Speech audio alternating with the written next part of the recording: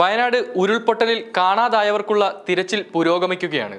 മണ്ണിനടിയിൽപ്പെട്ടവരെ കണ്ടെത്താനായി ഡോഗ് സ്ക്വാഡും സ്ഥലത്തെത്തിയിട്ടുണ്ട്. പെട്ടിമുടി ദുരന്തത്തിൽ മൃതദേഹം കണ്ടെത്താൻ ഏറെ സഹായിച്ച മായയും മർഫിയുമാണ് വയനാട് രക്ഷാപ്രവർത്തനത്തിന് എത്തിയിരിക്കുന്നത്. ബെൽജിയൻ മാലിനോയ്സ് ഇനത്തിൽപ്പെട്ട ഇവർ കൊച്ചി സിറ്റി പോലീസിന്റെ കീഴിലുള്ളവരാണ്. പഞ്ചാബ് ഹോം ഗാർഡിൽ നിന്നാണ് കേരള പോലീസ് ഇവരെ സ്വന്തമാക്കിയത്. 2020 മാർച്ചിലാണ് ഇവർ സേനയിൽ ചേർന്നത്. മണ്ണിനടിയിലെ മൃതദേഹങ്ങൾ കണ്ടെത്തുന്നതിനുള്ള കടാവർ പരിശീലനം ലഭിച്ചിട്ടുള്ള ഇവർക്ക് 40 അടി താഴെ വരെ ആഴത്തിലുള്ള മൃതദേഹങ്ങളും അവയുടെ അവശിഷ്ടങ്ങളും കണ്ടെത്താനുള്ള കഴിവുണ്ട്. എത്രമാത്രം പഴകിയതും അഴുകിയതുമായ മൃതദേഹങ്ങളും കണ്ടെത്താൻ ഈ കടാവർ നായകൾക്ക് കഴിയുമെന്നതാണ് മൽനോയ്സുകളുടെ ഏറ്റവും വലിയ പ്രത്യേകത. തൃശ്ശൂരിലെ കേരള പോലീസ് അക്കാദമിയിലാണ് മായ എന്ന് വിളിപ്പേരുള്ള ലില്ലിയും മർഫിയും പരിശീലനം നേടിയത്. ഊർജ്ജസ്വലതയിലും ബുദ്ധി കൂർമ്മതയിലും വളരെ മുന്നിലാണ് ബെൽജിയൻ മാലിനോയ്സ് നായ്ക്കൾ.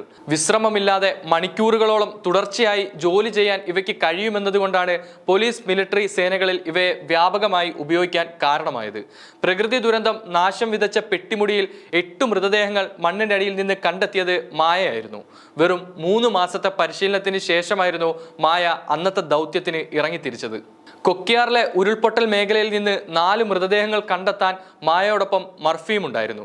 നിരവധി പ്രത്യേകതകളുള്ള നായകളാണ് ബെൽജിയൻ മാലിനോയ്സുകൾ.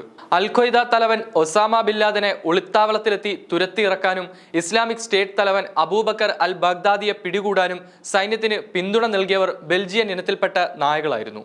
ഏത് പ്രതിസന്ധി ഘട്ടത്തിലും ശത്രുവിനെ വിടാതെ പിന്തുടരുന്ന സ്വഭാവമാണ് ബെൽജിയൻ മാലിനോയ്സുകൾക്കുള്ളത്.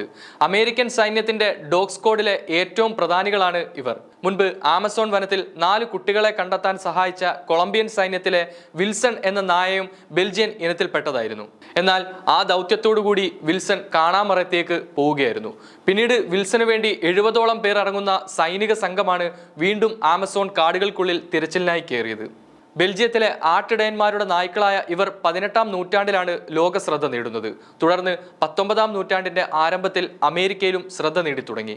നമ്മുടെ ഇന്ത്യൻ മിലിറ്ററിയുടെ ഡോഗ് സ്ക്വാഡിലും മാലിനോയ്സുകളുണ്ട്. ഏറ്റവും ചുറുചുറുക്കുള്ള നായ്ക്കളാണ് മാലിനോയ്സുകൾ. നടക്കുമ്പോഴും ഓടുമ്പോഴും കടുവയും പുലിയെയും ഒക്കെ പോലെയുള്ള അസാമാന്യ മെയ്വഴക്കമാണ് ഇവയുടെ ഏറ്റവും പ്രത്യേകതകളിൽ ഒന്ന്. ചാടാനും ഓടാനും പെട്ടെന്ന് വെട്ടിത്തിരിയാനും ഉയരത്തിൽ ചാടാനുമെല്ലാം ഒരു അഭ്യാസിയെ പോലെ ഇവർക്കാകും.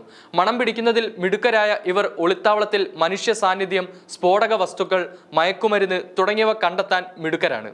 തടസ്സം എന്തുമായാലും അത് എങ്ങനെ തരണം ചെയ്ത് മുന്നോട്ട് പോകാമെന്ന ചിന്തയുള്ളതിനാൽ ട്രെയിനർമാരുടെ പ്രിയപ്പെട്ട ഇനമാണ് മാലിനോയ്സുകൾ. അതേസമയം ഉടമയെ തന്റെ വരുതിയിലാക്കി തന്റെ ഇഷ്ടത്തിനൊത്ത് ജീവിക്കാൻ ശ്രമിക്കുമെന്നതിനാൽ ആദ്യമായി നായ്ക്കളെ വളർത്താൻ ശ്രമിക്കുന്നവരോ നായ്ക്കളെ അത്ര പരിചയമില്ലാത്തവരോ മാലിനോയ്സിനെ വാങ്ങാൻ ശ്രമിക്കരുതെന്നാണ് ശ്വാന പരിശീലകരുടെ ഉപദേശം. കൂടാതെ ചൊവ്വാഴ്ച രാവിലെ തന്നെ ഇടുക്കി പോലീസ് സ്ക്വാഡിലുള്ള മാഗി എന്ന നായയും സ്ഥലത്തെത്തിയിരുന്നു. ലാബ്രഡോർ ഇനത്തിൽപ്പെട്ട നായ ചൂരൽമല വെള്ളാർമല സ്കൂൾ പരിസരത്താണ് ആദ്യം തിരച്ചിൽ നടത്തിയത്. ജീവനുള്ളവരെ തിരയാനും കണ്ടെത്താനുമാണ് മാഗി പരിശീലിച്ചിരിക്കുന്നത്.